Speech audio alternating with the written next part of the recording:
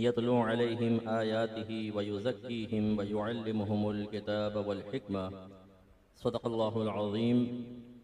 व क़ाल तबारक व तआला फ़ी मक़ामिन आख़र या अय्युहल्लज़ीना आमनू ला तअकुलू अम्वालकुम बैनकुम बिल बातिल इल्ला अन तकून तिजारतन अन तरादिम मिनकुम वला तक़्तुलू अन्फुसकुम इन्नल्लाहा कान बिकुम रहीमा वमन यफ़अल ज़ालिका उद्वानन व ज़ुल्मन फ़सौफ़ नुस्लीहि नारन व कान ज़ालिका अलल्लाहि यसीरा।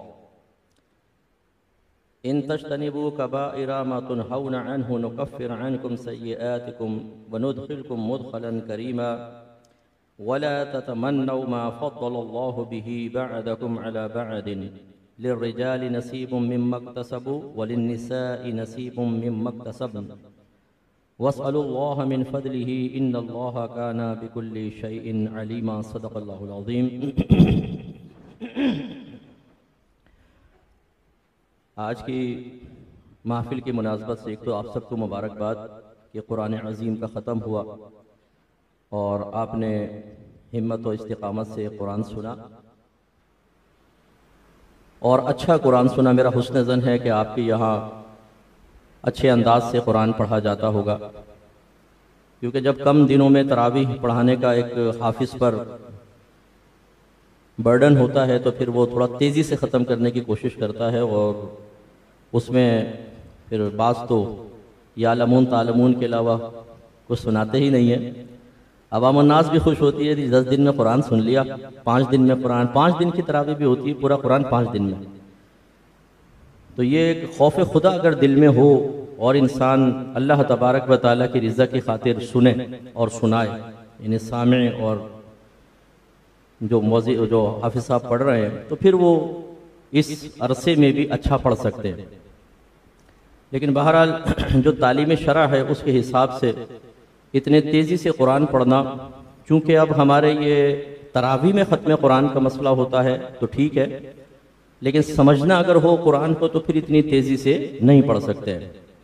वो फिर तर्जमा तफसीर के साथ और एक तवील वक्त में ही होगा। तो हमारे मुसलमानों का भी एक रवैया कुरान के साथ ऐसा ही हो गया, हम कहते हैं समझना समझाना दूर की बात, ना ख़त्म करो और हम जाएं। इसलिए हमें कुछ पता नहीं होता इमाम साहब क्या पढ़ रहे हैं। और मैं अक्सर मिज़ाहन कहता हूँ कि ये तो कुरान है जो इमाम साहब दुआएं पढ़ रहे होते हैं ना। हमारा बच्चा पूछे अब्बा जान क्या कह रहे हैं इमाम साहब, हम कहते हैं बेटा खामोशी से सुनो, क्योंकि अब्बा को खुद नहीं पता होता इमाम साहब क्या रहे हैं, लेकिन हम उस पर आमीन आमीन कह रहे होते। और अगर बच्चा पूछ ले कि अब्बा जान ये आमीन क्यों कहते हैं, इस पर इसका मतलब क्या है, तो हम कहते हैं खामोश, बोल आमीन, वो तक नहीं पता होता। तो जब मैं इस किस्म की बातें अर्ज करता हूँ, मैं एक वजाहत भी कर देता हूँ कि खुदा न खास्ता कोई इल्मी तकब्बुर जाहिर करना मकसूद नहीं है। मैं चाहता हूँ हमारे अहले सुन्नत में शऊर बेदार हो, हम चीज़ों को सिर्फ रस्मी तौर पर दीन के हवाले से रस्मी तौर पर ना लें, बल्कि थोड़ी हकीकत की तरफ भी आएँ, उसकी रूह की तरफ भी आएँ। हम बाद औक़ात सिर्फ जिस्म हासिल कर रहे होते हैं, रूह हासिल नहीं करते। तो चूंकि ये कुरान की महफिल है, इस वजह से कुरान को मैं फोकस कर रहा हूँ, वरना और भी इसकी मिसालें हो सकती हैं। तो कुरान जब आप सुनते हैं तो थोड़ा सा समझें उसको। मिसाल के तौर पे यूट्यूब पर कहीं ना कहीं खुलासा कुरान होता है या तर्जमा कुरान, जैसे आपको पता है कि आज 1.25 सिपारा पढ़ा जाएगा। आप यहाँ तो तेज पढ़ते होंगे, कितना पढ़ते हैं, 2 ढाई 3 सिपारे जैसे, तो है तो थोड़ा मुश्किल काम, लेकिन अगर टाइम है तो थोड़ा सा उसको पढ़कर आ जाए कि यार आज क्या पढ़ा जाएगा। तर्जमा जैसे आपने पढ़ लिया, फिर आप उसको सुने तो एक लुत्फ आता है आदमी को, क्योंकि जब आपको समझ में आ रहा हो ना तो मजा आता है। जब मेरे आका सल्लल्लाहु अलैहि वसल्लम कुरान पढ़ते होंगे और सहाबा किराम जो अरबी और लिसान है उस कुरान को ज़बान मुस्तफ़ा से सुनते होंगे, तो एक तो सरकार का पढ़ना, फिर फसाहत व बलागत, फिर मफहूम से आगाही, तो उनके कुलूब कैसा असर कबूल करते होंगे और कैसी उनकी रूहानियत ज़्यादा होती होगी। हमारे ऊपर भी कुरान पाक असर करता है, लेकिन वो कारी साहब की खुश इल्हानी होती है जिसका असर हम कबूल कर रहे होते। मैंने बाज़ लोगों को रोते हुए भी देखा है, क़िरात सुनते हैं रोने लग जाते, तो वो कुरान समझ के तो नहीं रो रहे होते। हो सकता है उसमें तो जन्नत की आयत पढ़ी जा रही हो, खुशी सुरूर की, और आंखों से आंसू निकल रहे हैं। भाई क्यों रो रहे हो आप? वो कारी साहब ने क्या पढ़ा, यहां लगा है मेरे दिल पे आ गया। तो हम इन चीज़ों से खुश होते हैं बस कि भाई अच्छा पढ़ा, मुतासिर हो गए, कारी साहब ने 7 क़िराअतों में क़िराअत की, ये भी अच्छी चीज़ें चलें, आपने समाअत फरमाया, लेकिन रूह की तरफ भी आए, कुरान को समझें। अल्लाह ताला आपसे कुरान में क्या फरमा रहा है।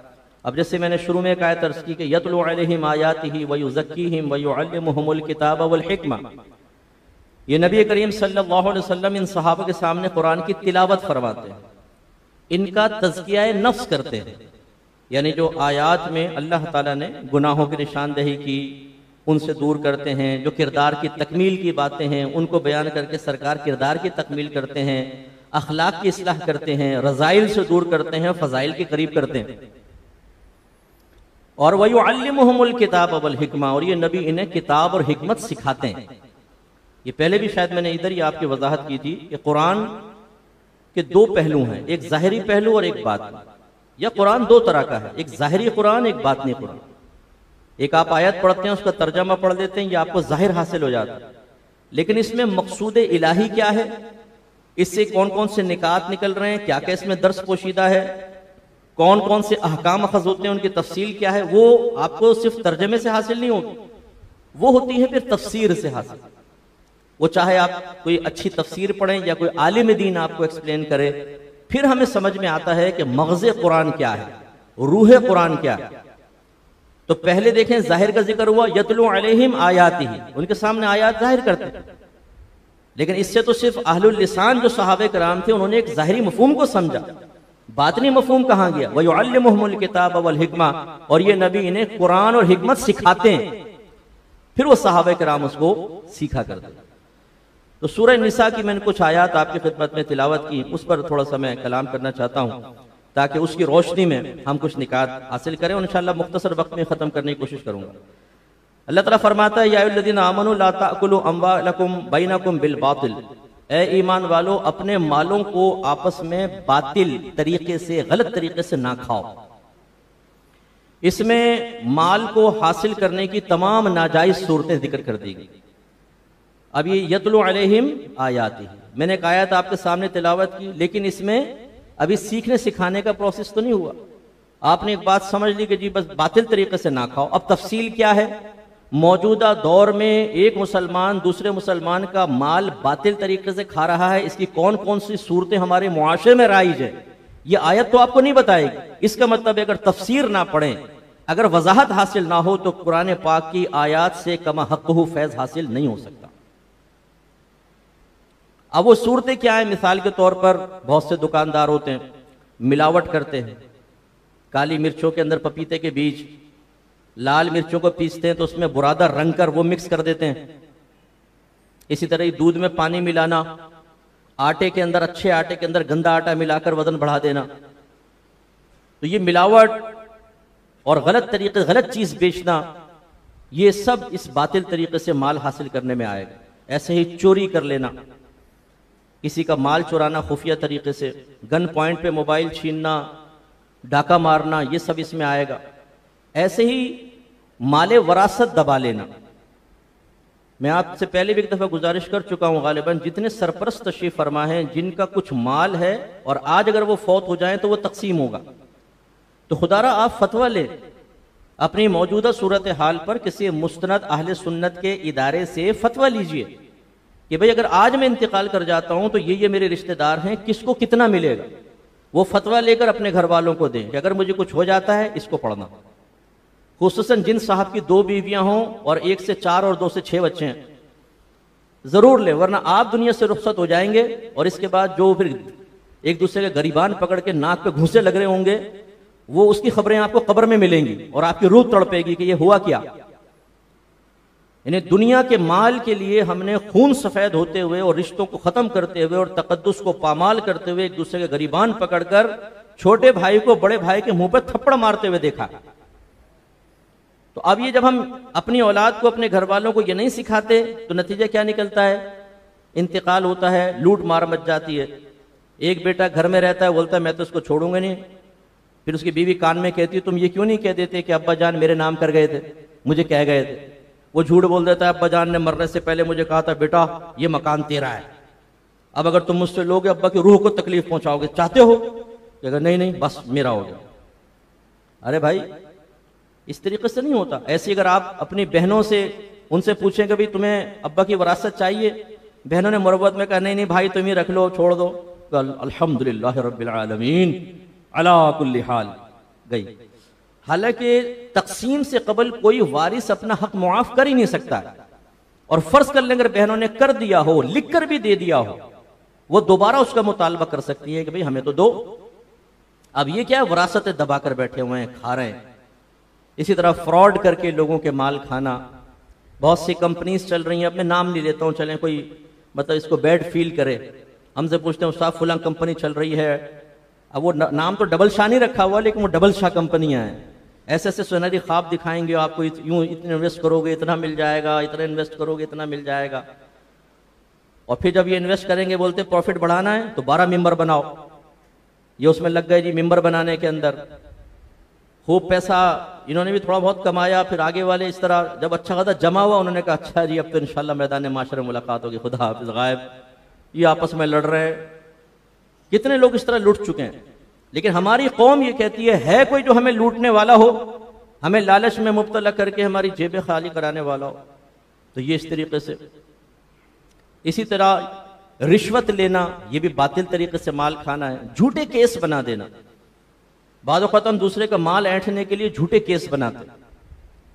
इसी तरीके से अगर आप एम्प्लॉई हैं और सही वर्क नहीं करते हैं, काम चोरी करते हैं, वक्त पे नहीं पहुंचते, वक्त से पहले भाग जाते हैं, और फिर आप तनख्वाह ले रहे हैं पूरे वक्त की और पूरे काम की, तो जितना वक्त आपने नहीं दिया उसकी तनख्वाह, और जितना आपने नाकिस काम किया उसकी तनख्वाह, या काम ही नहीं किया, पहुंचे लेकिन काम नहीं किया, इसकी तनख्वाह हराम है।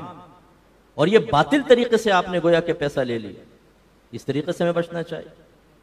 ऐसे ही बाद वक़्त बैंक अकाउंट वाले, बैंक ऑफर करता है कि आप इतना पैसा हमारे बैंक में रखवाएं, आपको क्रेडिट कार्ड या डेबिट कार्ड देंगे, आपको डिस्काउंट मिलेगा, फुला जगह से परचेजिंग करें इतना डिस्काउंट, फुला मार्केट में जाएं इतना डिस्काउंट, फुला रेस्टोरेंट में जाएं इतना डिस्काउंट। ये जो आप डिस्काउंट ले रहे हैं ये शरअन जायज़ नहीं है, इसलिए कि जो आपने बैंक में पैसा रखवाया है इसकी शरई हैसियत कर्जे की है, क्योंकि बैंक उसको बाकायदा यूज करता है, ये अमानत भी नहीं है, कर्ज है, और कर्ज के ऊपर आप जो भी नफा लेंगे वो नफा सूद होगा। बाद वक़्त तो इसमें एक लिमिट बयान करते हैं, इतनी लिमिट तक अगर आप अमाउंट रखेंगे तो फिर आपको बेनिफिट्स मिलेंगे, हम वो अमाउंट। इसी तरीके से ये कॉलिंग कंपनियां जो होती हैं ये आपको ऑफर करती हैं कि इतना अकाउंट में पैसा रखवाएं, इतने MBs फ्री, इतने मिनट फ्री, इतने SMS फ्री।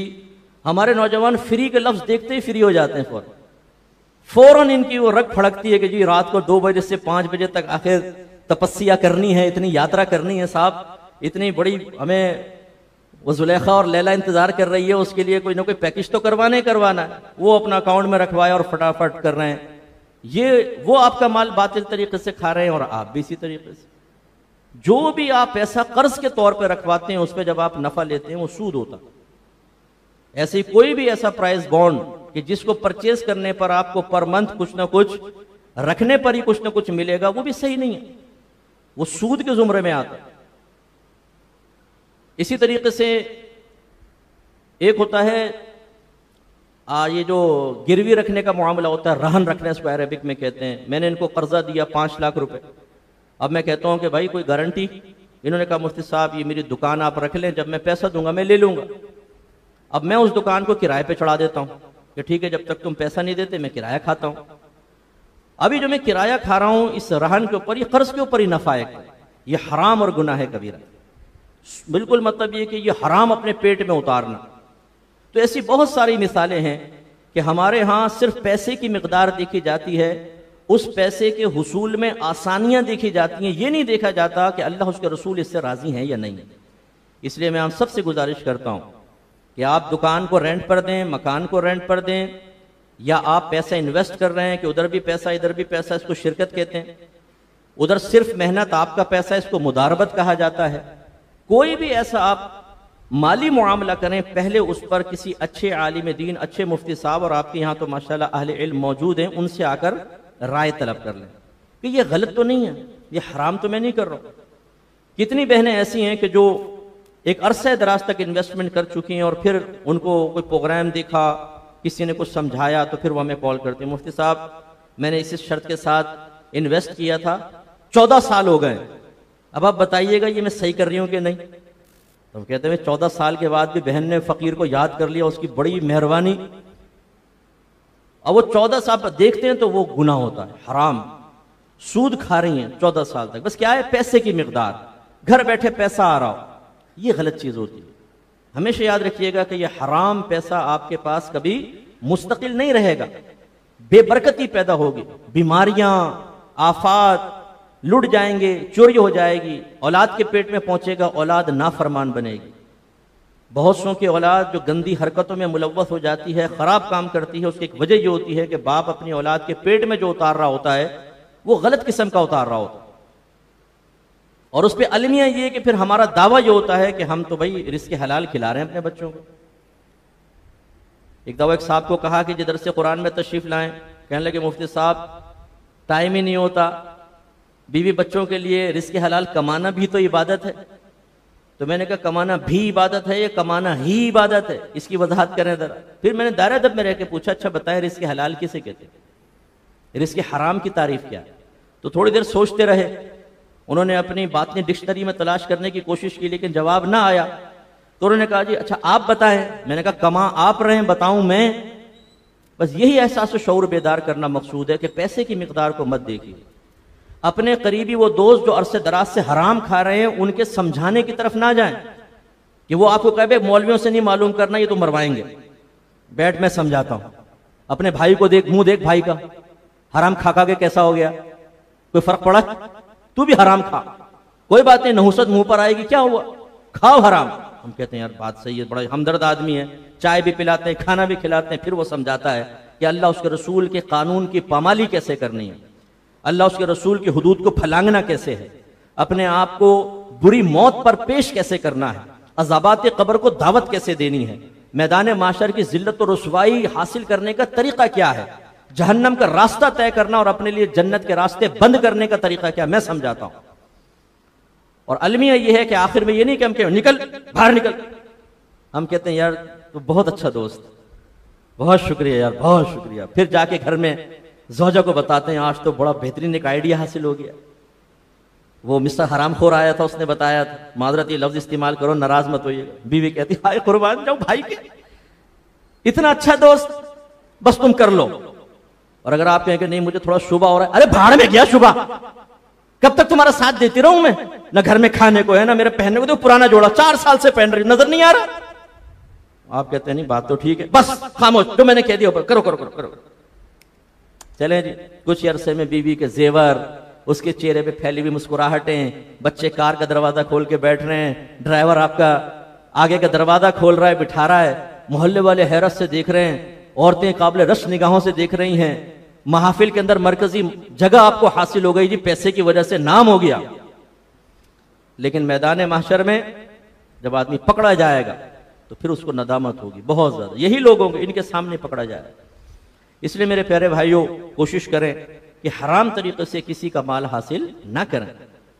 ये सब बातिल तरीकों से हमें बचना चाहिए। ऐसी कोई अमानत रखवाए, अमानत में खयानत हरगिज ना करें। नौजवानों के लिए खास तौर पे गुजारिश, ये बाद वक़्त इंटरनेट पे बैठ जाते हैं, फिर देखते हैं वो वाईफाई का कोई कनेक्शन होता है ना, उसको ओपन करने की कोशिश करते हैं और लॉक तोड़ देते हैं, एक्सेस हासिल हो जाता है तो फोन करते हैं, फिर भाई ने एक्सेस हासिल कर लिया, सारी रात फ्री में इस्तेमाल करता हूँ। दूसरा कहता है यार रश्क आ रहा है तेरी किस्मत पे मुझे तो यार।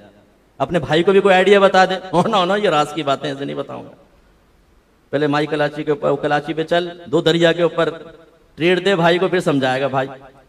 वो एक साहब ने मुझे बताया, वो एक दोस्त हैं, फिर बाद में मैंने उसकी क्लास ली, वो मेरा दोस्त है, उसने एक बड़ी कंपनी का ऐसे ही अकाउंट हैक कर लिया है, आराम से सारी रात इस्तेमाल करता रहता है। मैंने कहा आराम, खुदा का खौफ करो, जहन्नम का ईंधन है ये। मेरे आका सल्लल्लाहु अलैहि वसल्लम फरमाते हैं कि कोई मुसलमान अपने मुसलमान भाई की कोई चीज उसकी इजाजत के बगैर इस्तेमाल ना करे, हत्ता कि खिलाल, टूथपिक, ये भी सरकार ने फरमाया पूछ के इस्तेमाल करो। तो इसलिए ये जायज नहीं होता इस तरीके से आप उसका वो चीज इस्तेमाल कर रहे हैं। ये अगरचे माल हासिल नहीं कर रहे, लेकिन बहरहाल अगर आप कनेक्शन लेते, उसका बिल पे करते तो माल देते आप, ये इस जुमरे में आए। इस तरह बिजली की चोरी है, हमने बड़े बेहतरीन तरीके से मीटरों के अंदर ऐसा काम, मैं कहता हूं पाकिस्तानी जहन इतना बेहतरीन है, अगर तामीर में लग जाए तो। लेकिन हमने भी कसम खाई हुई है कि तखरीब का काम बताओ मुफ्ती साहब, तामीर छोड़ो, तामीर कोई और करेगा, हमें बताओ कि कैसे 2 और 2 4 करने, कैसे धोखा दे। हमारे वालिद साहब फौत हो गए, अल्लाह उनको जन्नतुल फिरदौस में आला मकाम अता फरमाए। वो चावल की ट्रेडिंग होती थी तो उसमें भी वो हिस्सेदार थे कुछ। तो बताते थे यहाँ से बाहर बोरियां जाती हैं तो पीवीसी का पाइप होता है ना, उसको बोरी के बीच में पहले ही खड़ा कर देते हैं, फिर अच्छी गंदुम चारों तरफ डालते हैं और उस पाइप में गंदी गंदुम डालते हैं। इसके बाद आखिर में वो पाइप बाहर, ऊपर से बोरी सी। कितने भी सुए मार मार के उसका सैंपल निकाल कर देख लो, बेहतरीन निकलेगा। लेकिन एक एक बोरी के अंदर 4-4, 5-5, 6-6 किलो खराब किस्म का। अब अगर 1 लाख बोरियां हैं तो अंदाजा करें कितने मन हो जाएगा।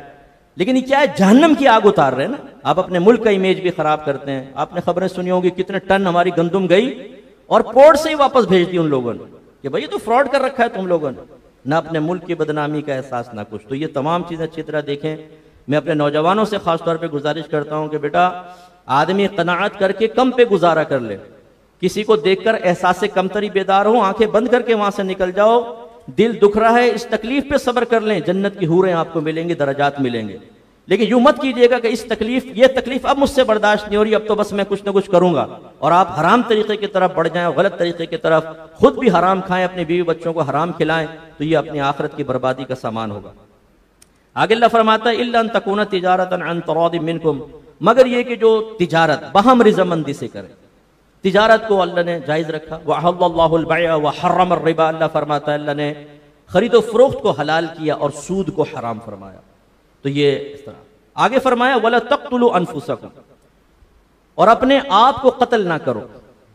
इसका 2 तरह तर्जमा हो सकता है, अपने आप को कत्ल ना करो, अपनों को कत्ल ना करो, दोनों तरह हो सकता है इसका मफहूम। तो अपने आप को कत्ल ना करो, ये खुदकुशी की मुमानअत पर मुश्तमिल होगा, अपने आप को। और इसी तरह हर वो काम करना जिसमें आपको कत्ल कर दिया जाए, अपने आप को कत्ल पर पेश करना, यह भी इसके तहत आएगा। चुनाचे ऐसे जराइम करना कि जिसकी वजह से फांसी लगती हो, जान जाती हो, वो जुर्म जब हम करेंगे तो ये अपने आप को गोया कि कत्ल करना। और खुदकुशी तो डायरेक्ट है ही कत्ल करना। खुदकुशी याद रखें हराम है, और गुनाह कबीरा में कुफ्र और शिर्क के बाद बहुत बड़ा गुनाह। हमारे बहुत से नौजवान होते हैं इश्क में नाकाम हो गए, लैला हाथ से निकल गई, क्योंकि कमाते धमाते तो है नहीं। भाई आप कमाओ, आप अच्छा पढ़ें, आवारागर्द दोस्तों से बचें, आप कुछ अच्छे आईटी के कोर्सेज करें, अपने फ्यूचर पर निगाह रखें। उसमें आपको दोस्तों की सोबत छोड़नी पड़ेगी, थोड़ा अपने मजे वक्ती तौर पे तर्क करने पड़ेंगे, लेकिन इंशाल्लाह आप तरक्की कर जाएंगे। फिर आपको अच्छी जॉब मिलेगी, एक से एक लड़की आपको मिल जाएगी। जो लड़कियां आपको बाहर नजर आती हैं, अगर उसमें आप हुस्न जमाल की कोई और रमक देखते हैं, जो घरों के अंदर पर्दे में हैं, इनसे कहीं ज्यादा हसीन बच्चियां हैं। ये तो नहीं जो आपकी निगाहों के सामने रोड पे सारा हुस्न ये रोडों पे आ गया और घर के अंदर नहीं है। ये इस हुस्न के लिए ख्वार होकर आदमी अपने आप को तबाह कर ले। आप अच्छा कमाते हैं, आपके पास एक गाड़ी है, आप इज्जत से अपना मकान बनाए हुए, सैकड़ों रिश्ते मिलेंगे, एक से खूबसूरत लड़की मिलेगी। लेकिन हमारे नौजवान जिस वक्त उन्हें पढ़ना होता है उस वक्त कबूतरबाजियों में लगे होते हैं, उस वक्त रात को चैट चल रही होती है, उस वक्त फेसबुक पर नाम मोहम्मद अकरम है और जुलेखा के नाम से फेक अकाउंट बना के लड़कियों को तलाश कर रहे होते हैं, हाय हेलो क्या कर रही हो क्या नहीं। अच्छा वहां भी मोहम्मद असलम बैठा होता है और उसने पिक्चर लगाई होती है किसी पड़ोसी मुल्क की हीरोइन की और नाम लिखा होता है उसने लैला। अब दोनों एक दूसरे को पागल और बेवकूफ बना रहे हैं। ये मोहम्मद अकरम बनाम जुलेखा ये पीछे लगा हुआ है और वो अपने उसमें लगा हुआ है। नतीजा क्या निकलता है, आवारागर दोस्तों के साथ बैठ गए, ताश की गड्डी ले ली आपने, 12 गोटियां खेल रहे हैं फुटपाथ पर बैठकर, स्नोकर खेल रहे हैं जी, डब्बू और ये और फुला फुला, पढ़कर नहीं देते, फिर रह जाते हैं बेरोजगार, फिर हमें नौकरियां करनी पड़ती हैं, फिर हमें थोड़ा सा अमाउंट मिलता है, उसमें फिर बाद औकात हमें वो मंजिल नहीं मिल पाती। अब वो फिल्मों के अंदर तो चल जाता है जी, हीरो बिल्कुल फुटपाथ पे पड़ा हुआ है, तब भी हीरोइन ने कहा सब कुछ आप पे कुर्बान, घर वालों से बगावत की शादी हो गई। हमारे जो आजकल के जदीद हीरो हैं वो इसी तरह के ख्वाब देखते हैं, मैं चाहे फुटपाथ पे रहूं, चल से पीऊं, बस लड़की को इशारा करूंगा, बोली भाई कहाँ चलना है बताओ, चले। अरे भाई बेवकूफो, ये हकीकत है। इस तरह लड़कियां हासिल नहीं होती हैं, टाइम जाया होगा, वक्त बर्बाद होगा, फिर वो थोड़े पे गुजारा करना होता है। उसमें फिर अगर शादी हो भी जाती है, आज ये खत्म आज वो खत्म, अगर फर्ज कर ले मतलूबा लड़की से भी आपकी शादी हो गई, 4 दिन में इश्क का जोश खत्म हो जाएगा। क्योंकि जब आटे दाल का भाव देखेंगे ना तो पता चलेगा। मेरे एक शागिर्द की शादी हुई तो मैंने फोन किया, उसने शादी के बाद पढ़ना ही छोड़ दिया, बेचारे ने पैसा कमाना था, क्या करे। तो मैंने पूछा कि बेटा क्या हाल चाल है, कहने लगा उस्ताद साहब मुझे तो पैम्परों ने मार दिया। वो आया कहता है आधी तनख्वाह तो पैम्पर में निकल जाती, बच्चा ही 2-2, 2.5 हज़ार 3-3 हज़ार के दूध पी जाता है, और पैम्पर लाकर देखें आजकल की बच्चियां नहीं है कि वो हाथ डालेंगे, कहते नहीं यूं निकालो और फेंको। वो पहले दौर की खवातीन थी, आप माशाल्लाह सब जानते हैं, हमारी वालदा ने भी इसी तरह वो कपड़े बांध रही हैं जी, वो कपड़ा धो रही हैं, उसको सुखा रही हैं, फिर उसको यूज कर रही हैं। आजकल की लड़कियां इस बात की कायल नहीं है, अगर ज्यादा बोलेंगे गुलाम मुस्तफा खुद कर लो। आप गए मिलने के लिए, पता चला बाथरूम में बेचारा घुसा हुआ है, बच्चों के पैम्पर साफ कर रहा है, पैम्पर उतार रहा है। तो यूं सूरत हाल। तो भाई इसलिए मैं नौजवानों से अर्ज करता हूं, आप पढ़ें, अच्छा काम करें और कोर्सेज करें, आईटी के कोर्सेज कर लें, घर बैठकर आपकी अच्छी खासी अर्निंग होगी। और अगर आप दीन की तरफ आ जाते हैं, अल्लाह ताला दीनदार को कभी मोहताज और भूखा नहीं मारेगा। अगर उसने अच्छे अंदाज से दीन हासिल किया होगा और से उसको इस्तेमाल कर, इतना पैसा है दीन के अंदर मैं आपको बता नहीं सकता। और तैयब और हलाल, बाद वक़्त मेरी अम्मी मुझे कहती हैं पता नहीं लोगों को क्या हो गया, दीन की तरफ नहीं आते, इसमें इतना अल्लाह ने बरकत और हलाल रखा हुआ है, दुनिया के पीछे हम ख्वार हो रहे होते। हमारे यानी जो बाहर से हमें लोग पढ़ने के लिए कहते हैं, मैं अपने स्टूडेंट्स को दे देता हूँ, अपने टीचर्स को, बच्चियां हैं, बच्चे हैं, अल्हम्दुलिल्लाह महीने के 40,000 50,000 अर्निंग उनके लिए कोई बड़ा प्रॉब्लम नहीं। घर बैठकर रिस्क हलाल तैयब, एक ट्यूशन 10-10 हज़ार के भी हो, 5 ट्यूशन अगर ले लें और दीन पढ़ा रहे, 50,000 तो कहीं पर भी नहीं गए। तो यूं दीन, मैं नहीं कह रहा हूं, मतलब कहने का मतलब ही नहीं कि दुनिया कमाने के लिए दीन हासिल करें, लेकिन हलाल एक जरिया तो है। आजकल के दौर में जितना घर से कम बाहर निकले बहुत अच्छा है, अल दीन की खिदमत भी और गोशा नशीनी का फायदा भी। तो खुलासे कलाम यह है कि बहरहाल आप अगर दुनियावी फील्ड में भी हैं, ये भी जरूरी है, कोई इसका इनकार नहीं, लेकिन दयानतदारी से पढ़ें, ईमानदारी से पढ़ें। फिर ये ना करें कि अगर आप काम चोरियां करें और बाद में जब आप एक ऐसी उम्र के स्टेज पर आ जाएं कि आपको नौकरी ना मिले और आपकी साबिका जमाने में की गई कोताहियों के नताइज आपके सामने आए, तो आप हाथ उठा उठा के गवर्नमेंट को बद्दुआएं दे, कमबख्त नौकरी नहीं दे रहे, हमने तो इसीलिए वोट दिया था कि नौकरी मिले। तो भाई आपने फिर क्यों नहीं, खुद क्यों अपने साथ दयानतदाराना मुआमला किया?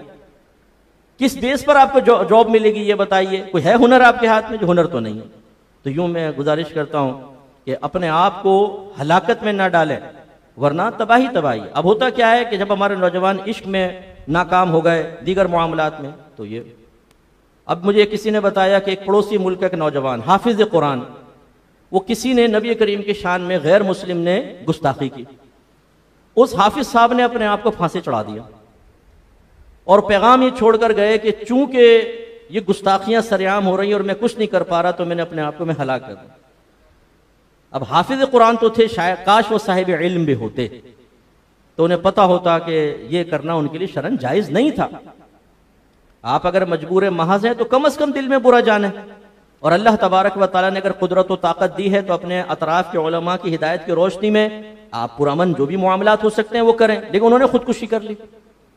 तो अब ये अपने आप को हलाक करना, बाद वक़्त इस तरह भी शैतान बहका देता है। माँ ने डांटा, वालिद साहब ने डांटा, खुसूसन जो यंगस्टर टीन एज के जो बच्चे हैं ना, इसमें हार्मोन्स चेंज हो रहे होते हैं, जरा भी माँ बाप डांटे डपटे तो एकदम तैश में आता है इंसान, और शैतान फौरन कहता है अब तुझे इनको सबक सिखाना है। कैसे सबक सिखाना है? थप्पड़ तो मार नहीं सकते माँ को, बाप के मुंह पे मुक्का तो मार नहीं सकते, क्या करें? शैतान कहता है अपने आप को फांसी पे लटका, हलाक कर, फिर देख जब कैसे रोएंगे ये। बस आदमी वो सोचता हाँ चलो ठीक है। अब ये नहीं सोचता भाई जब तू मर जाएगा तू तो देख ही नहीं पाएगा कि कितना तड़प रहे हैं। अगर ऐसा होता ना कि चलो आप बीमार हो गए, अब माँ बेटा ये खा ले ये पी ले, तो आप कहेंगे हाँ अब आई ना लाइन पर, तो चलो कुछ हिज्जे नफ्स भी हासिल हो जाता।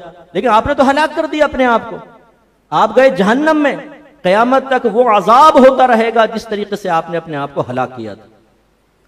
नबी करीम सल्लल्लाहु अलैहि वसल्लम फरमाते हैं जो अपने आप को जिस तरह हलाक करेगा क़यामत तक उसे उसी तरह अजाब होता रहेगा।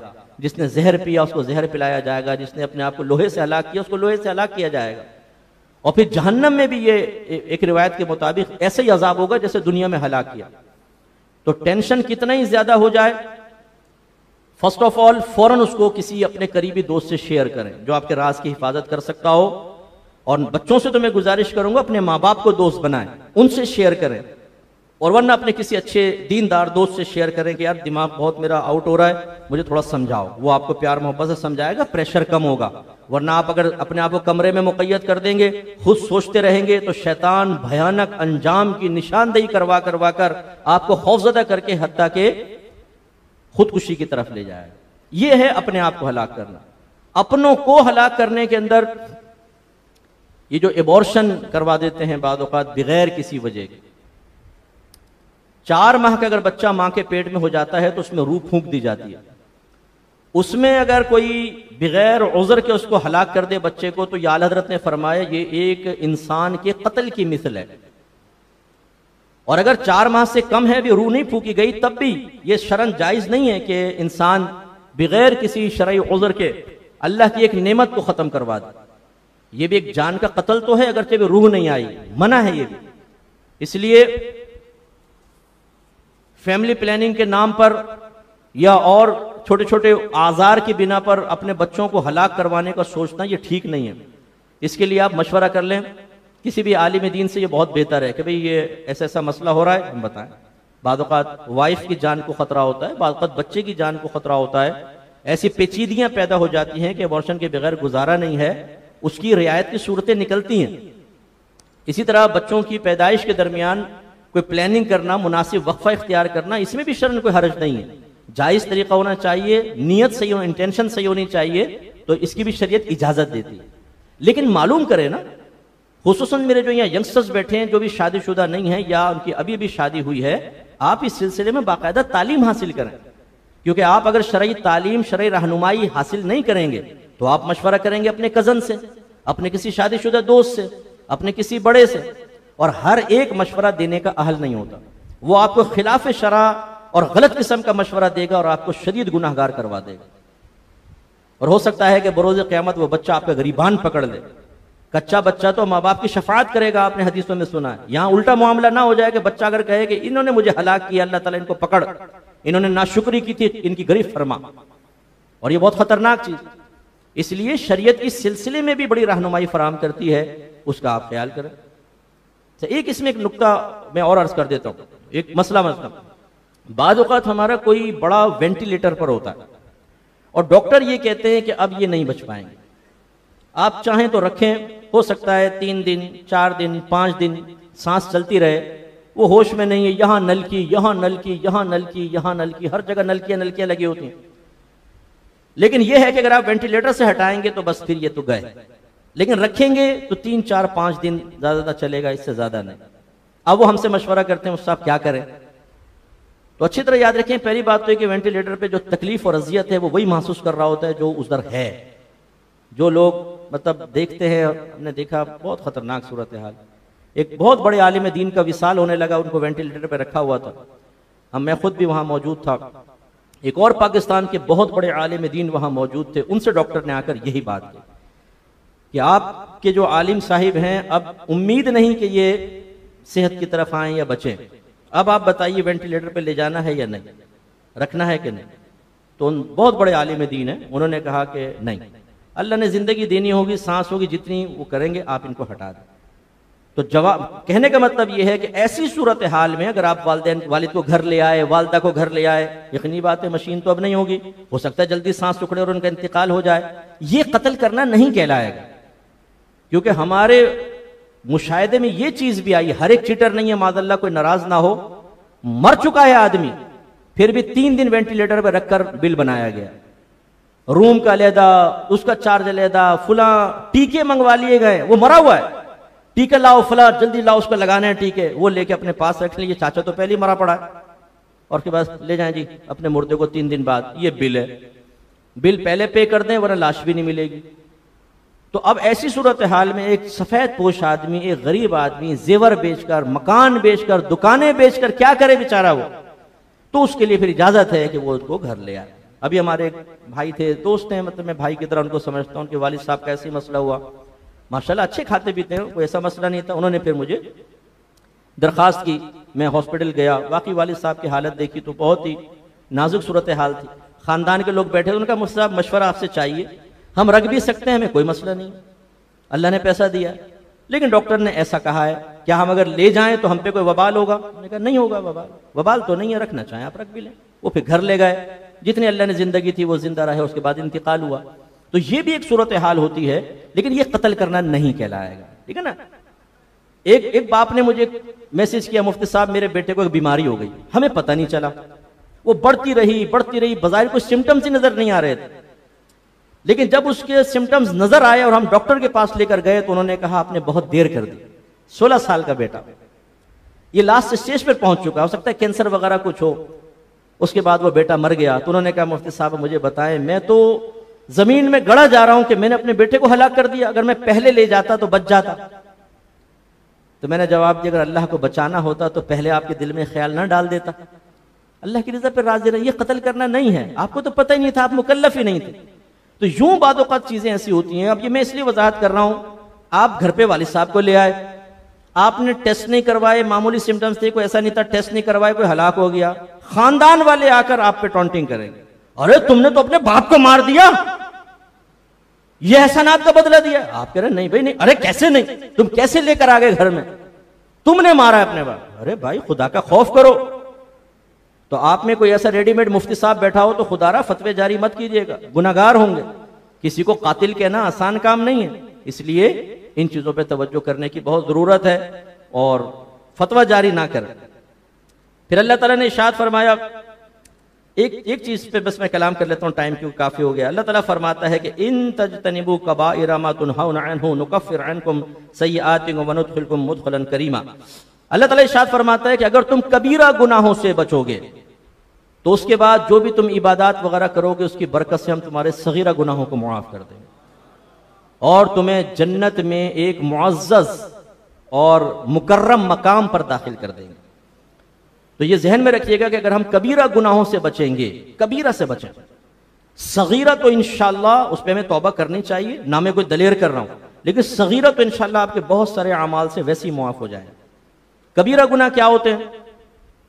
हर वो गुनाह जिसको ऊपर कोई हद जारी होती है, यानी शरई सजा जारी होती है। जैसे चोरी में हाथ कटेगा, गैर शादीशुदा अगर जिना करे तो 100 कोड़े लगेंगे, शादीशुदा अगर जिना करे तो पत्थर मार मार कर हलाक करने का हुक्म है शरई लिहाज से, इसको रजम करना कहते हैं। तो ये हुदूद जो जारी होती हैं, ये सब गुनाह कबीरा होते हैं। ऐसे ही नबी करीम ने किसी गुनाह पर आखिरत की सजा बयान की हो, वो गुनाह कबीरा है।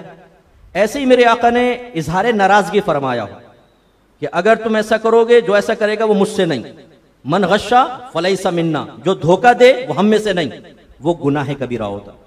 ऐसे अगर नबी करीम सल्लल्लाहु अलैहि वसल्लम ने फरमाया कि जो ये गुनाह करे वो यहूदी होकर मरे या ईसाई होकर मरे, ये इजहार बेजारियत इस तरह का सरकार ने फरमाया हो। जैसे हज के बारे में सरकार फरमाते हैं जो बावजूद कुदरत के हज ना करे तो फिर चाहे वो यहूदी होकर मरे चाहे ईसाई होकर मरे, ये गुनाह कबीरा है। तो इसलिए पहली बात तो ये कि गुनाह कबीरा की शनाख्त और पहचान हमें होनी चाहिए कि यार ये जो गुनाह है, क्या इस पर कोई आखिरत की वईद है, कोई सजा जारी होती है? नबी करीम ने इस पर इजहार नाराजगी फरमाया, उस शख्स से बरात का इजहार फरमाया जो गुनाह कर रहा है, तो आपको पहचान हासिल हो जाएगी, ये है गुनाह कबीरा। अब उन गुनाह कबीरा से हमें बचना है हिम्मत के साथ। फिर जो गुनाह सगीरा है, जैसे आप खड़े हुए हैं, कोई औरत को देख लिया आपने, ये गुनाह सगीरा, कोई खराब ख्याल जहन के अंदर लेकर आ गए आप, गुनाह सगीरा। और बहुत सारे मैं उसकी तफसील में बयान करता हूं क्योंकि ये भी एक बड़ा मसला होता है, ये अगर तफसील बयान कर दो ना तो शैतान कहता है देख तू ऐसे डर रहा था, ये क्या है? गुनाह सगीरा, कबीरा से बच, ये तो वैसे नमाज से मुआफ हो जाएगा, ये नहीं करना है। क्योंकि हजरत इब्न अब्बास रदी अल्लाह तआला अन्हु फरमाते हैं कि जो सगीरा गुनाह पर इसरार करे, तो इसरार का मतलब बार बार उसे करे, तो गुनाह सगीरा पर इसरार करना उसको सगीरा नहीं छोड़ता, कबीरा बना देता। तो बहरहाल कबीरा गुनाहों से बचने की कोशिश करें। सूद, रिश्वत, चोरी, माँ बाप की आंखों में आंखें डाल के बदतमीजियां करना, जुल्म, इसी तरीके से जिना और मर्दों के साथ बदफेली, इन चीज़ों को सबको कुरान और हदीस के अंदर बहुत बुरा कहा गया है। फिर इसके बाद जो गुनाह होंगे इंशाअल्लाह वो नमाज से भी मुआफ हो जाते हैं। मेरे आका सल्लल्लाहु अलैहि वसल्लम ने फरमाया जिसने घर में वुदू किया फिर मस्जिद की तरफ चला तो अल्लाह ताला हर कदम पर उसको एक नेकी अता फरमाता है। एक रिवायत में 10 नेकी अता फरमाता है, उसके 10 गुनाह मुआफ होते हैं, उसके 10 दर्जे बुलंद होते हैं। हम दुरूद पाक पढ़ते हैं, हर दुरूद पाक पर 10 नेकियां मिलती हैं, 10 दर्जे बुलंद होते हैं, 10 गुनाह मुआफ होते हैं। नबी करीम ने इरशाद फरमाया जो नमाज पढ़ता है तो 2 नमाजों के दरमियान जितने गुनाह होते हैं अल्लाह ताला सबको मुआफ फरमा देता है। एक रिवायत में फरमाया जब इंसान एक जुमा अदा करता है फिर अगले जुमा अदा करता है तो इन 2 जुमों के दरमियान जितने उसके गुनाह होते हैं अल्लाह ताला उन सबको मुआफ फरमा देता है। लेकिन शर्त क्या बयान हुई? कबीरा गुनाह से बचना है। और कबीरा गुनाह की शनाख्त और पहचान कैसे होगी? कि हम उसको इल्म को सीखें। इसीलिए हम आपको बार बार अर्ज करते हैं कि 3 तरह के उलूम लाजिम तौर पे सीखें। नंबर 1, अपने अकाईद का इल्म हासिल करें, और जितने खास तौर पर, बुरा तो आप मान जाते हैं लेकिन ना माना करें, जितने टनडन सुन्नी बैठे हैं ना, वो जरूर दीन सीखें।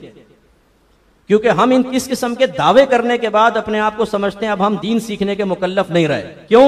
मैं तो हूं टनडन सुन्नी। अब टनडन तो बर्तन भी करता है, घंटी भी बच्चों की वो आता है ना, कुल्फी वाला टनडन टनडन। तो खाली टनडन करने से तो कुछ नहीं होता। अपने आप को इम्तिहान पर पेश करें कि आपको अकायदे इस्लाम आते हैं, उनकी तशरीह आती है, अकायदे आहले सुन्नत आप जानते हैं बमा तशरीहात, आप मामूलाते आहले सुन्नत के दलाइल जानते हैं विद रेफरेंसेस, तो बहुत अच्छी बात। और अगर नहीं जानते तो फिक्र करें, खाली अपने आप को मुंह से सुन्नी सुन्नी सुन्नी और टनडन सुन्नी कहने से कुछ भी नहीं होता। एक लिबादा ओढ़ लेने से कुछ भी नहीं होता जब तक कि हकीकत आपके पास ना हो। आप डॉक्टर हैं, बोलो, ये आ गए कल साहब आपकी मस्जिद में, डॉक्टरों का व्हाइट कोट, स्टेथोस्कोप यहां लगाया, एक थर्मामीटर हाथ में, और कहा मान लो कि मैं डॉक्टर हूं और देखो सब कुछ मेरे पास है। आप मान लेंगे डॉक्टर? बोलिए, जोर से बोले ना। क्यों? बोले क्यों? तालीम हासिल नहीं की ना। गेटअप बदलने से क्या होगा?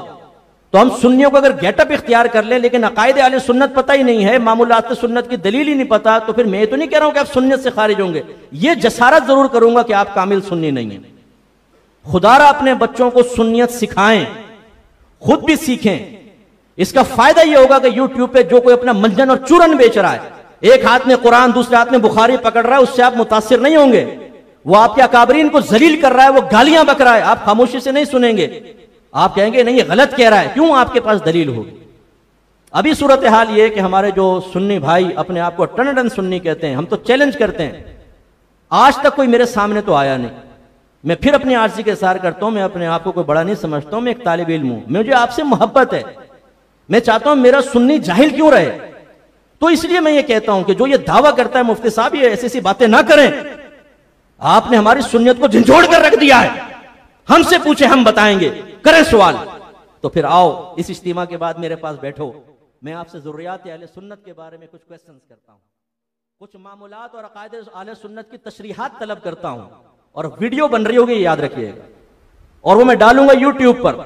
या तो आप सही जवाब दें तो मैं उसी टाइम आपको 1000 का नोट निकाल कर दूंगा और तारीफ करूंगा कि यह है मेरा बच्चा, माशाल्लाह देखें इसको कितना अच्छा आता है, यह है टनाटन सुन्नी। और वरना याद रखो कि तुम्हारा टनाटन जो बजेगा डब्बा फिर यूट्यूब का, वो भी अच्छी तरह याद रखिएगा। तो ये समझाना मकसूद है, खुदारा अपना दीन सीखिए। आप घर में कुछ मामूलात इख्तियार किए हुए हैं, कुछ आपके नजरियात हैं, कुछ आप कहते हैं ये मेरा अकीदा है, कहां से साबित हुआ, उस अकीदे की तशरीह क्या है, ये सब आपको मालूम होना चाहिए। अगर ऐसा नहीं है तो बस फिर आप वैसे ही हैं कि कोट पहनकर और आपने स्टेथोस्कोप लगाया और कहा मान लो डॉक्टर है, यहां पे कमर पे लिखवा लिया PhD और कहा कि मान लो मैं PhD डॉक्टर। भाई ऐसे तो नहीं होता है ना।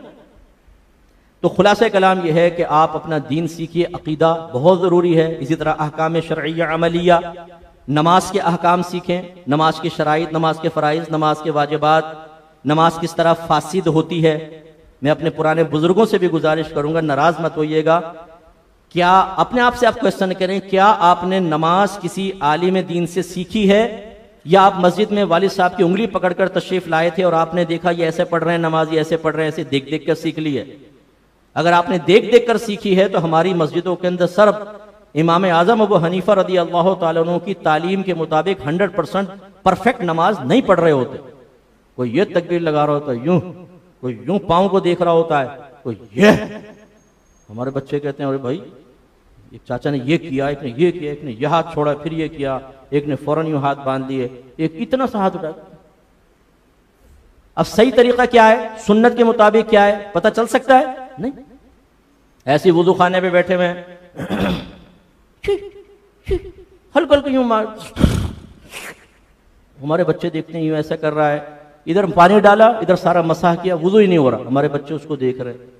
फिर हाथ धोए, यहाँ पे खाली यूं थोड़ा सा हाथ मल लिया, हो गया जी। फिर ये करतब वो बच्चे देख रहे जी, 25 साल से नमाज पढ़ रहे हैं, 50 साल से नमाज पढ़ रहे हैं, तो सही कर रहे होंगे। यूं देख देख के हमारा बच्चा सीखता है और उसको पता ही नहीं होता कौन सुन्नत के मुताबिक कर रहा है, कौन खिलाफ सुन्नत। और जब हम पूरा वुजू खाने पे नलका खोलकर आराम से यूं मसाह कर रहे हैं और इतनी मोटी धार पानी की बह रही हो और ये हराम और गुनाह कबीरा है, तो आप अंदाजा करें, बच्चा तो यही देख रहा है ना कि मेरा बड़ा नलका खोल कर रहा है तो सही होगा। ये हमने हराम सिखा दिया उसको। नाराज मत होइएगा, कितने बच्चे बातों का शरारते कर रहे होते हैं, समझाने वाले ज्यादा चीखते हैं ना, खामोश बैठो। वो बच्चा हल्की आवाज में चीख रहा था, ये सुल्तान राही वाली दहाड़ लगाई इन्होंने, वो पूरी मस्जिद गूंज गई। भाई ये कैसे जायज हो गया आपके लिए? जब शोर मना है, वाकई बच्चे को मना करना चाहिए, सही किया आपने, लेकिन अंदाज।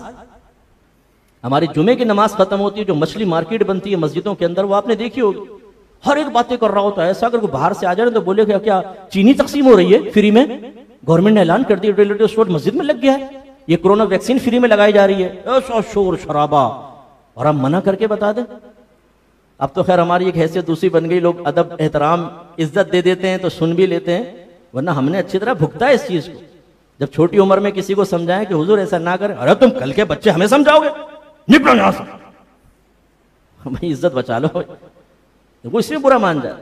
तो ये मैं समझा रहा हूं आपको, सीखें, वुजू का तरीका सीखें, गुस्ल का तरीका सीखें, कपड़े पाक करना सीखें। और ये पहले भी मैंने आपको सोच दी, चलिए आखिर में ये बात कहता हूं। इस तरह गुनाहों की मारिफत, तमाम सगीरा कबीरा ज़ाहिरी बातें, गुनाहों की मारिफत हासिल करें।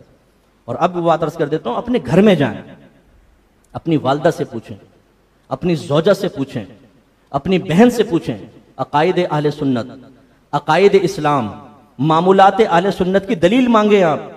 घर की औरतें आपको दलील फराहम कर दे, मेरा नाम बदल दीजिए। क्यों? हमने उनको कभी नहीं सिखाया।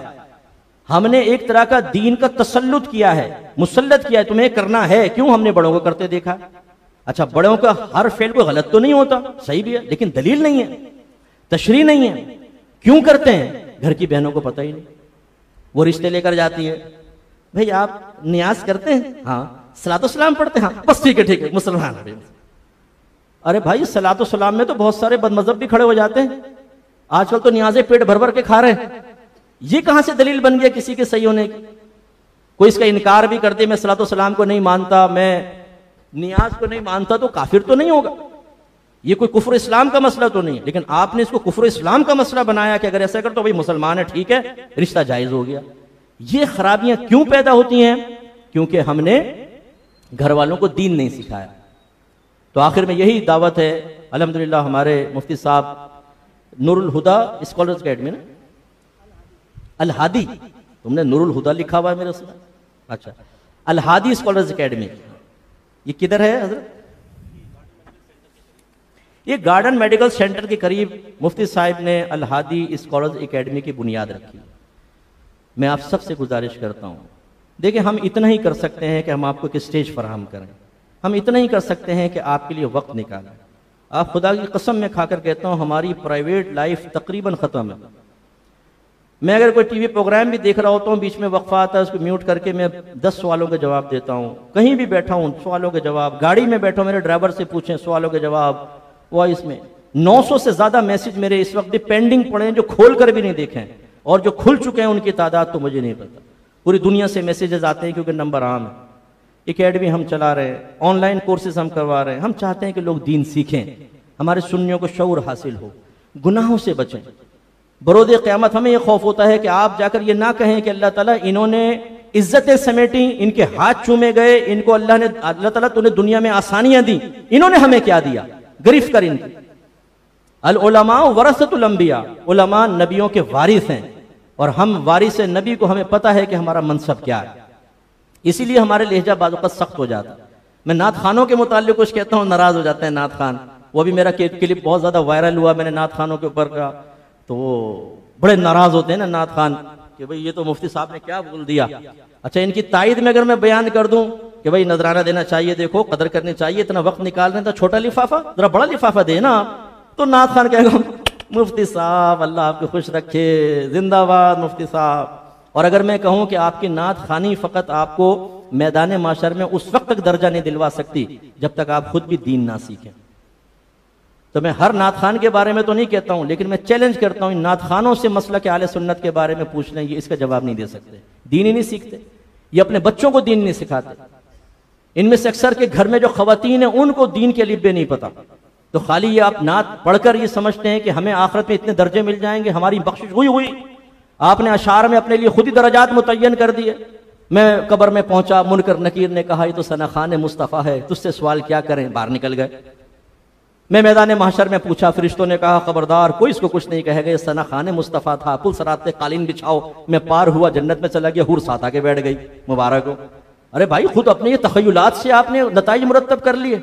वो तमाम आयात कुरानिया, वो अहादीस सब साइड में कर दें जिनमें अल्लाह ताला ने अमल की तरगीब दी है, जिसमें बेअमल के लिए सजा बयान हुई है, जिसमें जहन्नम की वईदात हैं। आपके नबी के तमाम फरमान आपके लिए बेकार हो गए, मादल्ला सुम्मा मादल्ला।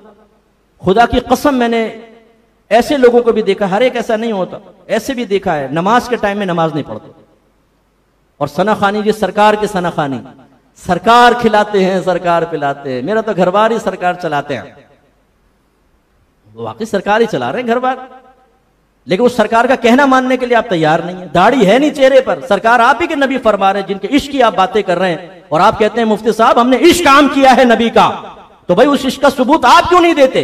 आपके नबी फरमाते हैं दाढ़ियां बढ़ाओ, मूंछें छोटी करो और यहूदियों की तो सूरत मत बनो। बहुत से नात खान माशाल्लाह पूरी दाढ़ियां हैं, नमाजों की तरगीब देते हैं, मैंने उनको जलते हुए देखा है। वो नौजवानों को तरगीब देते हैं कि गुनाह छोड़ें, आप नमाज की तरफ आए। लेकिन बहुत सौ को ऐसा देखा है, तुम कुछ भी करो, चर्च पियो, कुछ भी करो, महफिल अच्छी होनी चाहिए और लिफाफा भारी होना चाहिए। लिफाफा भारी नहीं होगा, वहीं साइड में वॉशरूम में जाके लिफाफा गिना कम है तो शायद तुम ये कदर की तुमने सनाखान मुस्तफा की। एक वो मैंने किसी को फोन कर दिया, उनके असिस्टेंट ने उठाया, तो मैंने अपना तारुफ नहीं कराया। मैंने कहा फुला साहब है, क्या काम है आपको? मैंने कहा मुझे एकदम मस्ती सूझ गई। मैंने कहा असल में एक महफिल के लिए टाइम लेना, और था भी कुछ प्रोग्राम भी था, झूठ नहीं था। तो कहने लगा ठीक है, कब करवाना है? मैंने कहा कुछ वो पैसे से भी लेते हैं। ये आपने कैसी बात कही, एक सना खान इतना अपना टाइम निकालेगा पैसे भी नहीं लेगा? मैंने कहा तुम नाराज क्यों हो रहे हो? कहते हैं आपको पता ही नहीं, कदर ही नहीं नात खान। कौन है आप? मैंने कहा मैंने फकीर को मुफ्ती मोहम्मद अकमल का। अरे मुफ्ती साहब आपने पहले क्यों नहीं बताया? यानी अगर मैं मुफ्ती हूं तो फिर ठीक है, अगर मुफ्ती नहीं था तो आप ऐसे हमें जलील करेंगे। हमारे मुफ्ती इशफाक रज़वी साहब रहमतुल्लाह अलैह मेरे उस्ताद मोहतरम यूके में होते थे, वो एक नात खान से बहुत बदजन हुए इसी वजह से, इन पैसों के लेन देन पर। तो ठीक है आप नात खानों की खिदमत करें, मैं इसको मना नहीं करता हूँ, वो अपना वक्त निकालते हैं, आते हैं, नात पढ़ते हैं, लेकिन ये नात खान भी हमारे भाई हैं। ये बुरा पता नहीं क्यों मान जाते हैं, क्यों मानते हैं आप बुरा? क्या आप शरई अहकाम के मुकल्लफ नहीं है? मैं भी मुकल्लफ हूं, हत्ता कि अंबिया अलैहिमुस्सलाम भी शरई अहकाम के मुकल्लफ हैं, आपको पता है। उन्हें भी अहकाम में शरइया पर अमल करना होता है, वो मुकल्लफ होते हैं इस बात के। जब नबी मुकल्लफ हैं, सहाबा मुकल्लफ हैं, तो सिर्फ आप एक नात पढ़कर गैर मुकल्लफ कैसे हो गए? दाढ़ी नहीं रखते आप, आपको दाढ़ी का समझाते हैं, आप गुस्सा होना शुरू हो जाते हैं। जिस नबी के नाम पर आपको सब कुछ हासिल हो रहा है, आपके पास कारें आ गई, बंगले आ गए, वो नबी आपको फरमाया दाढ़ियां बढ़ाओ, मुझे छोटी करो और यहूदी की सूरत मत बनो, और कोई ये पैगाम आपको सुनाए तो आप उस नबी के कासिद पे नाराज हो जाते हैं। यार अजीबोगरीब बात है, ये मसला है। तो इसलिए खुदारा अपना दीन सीखें, इनकी एकेडमी में आए। हालांकि मेरी एकेडमी भी करीब है, लेकिन मैं हमेशा जहां जाता हूं मैं कहता हूं जो करीब तरीन आपका इदारा है ना, उसको आबाद करें। आज आपको मुझसे एक वादा करना होगा, जिन भाइयों ने अभी तक फर्ज उलूम कोर्स नहीं किए वो मुफ्ती साहब से रुजू करके फर्ज उलूम कोर्स करें।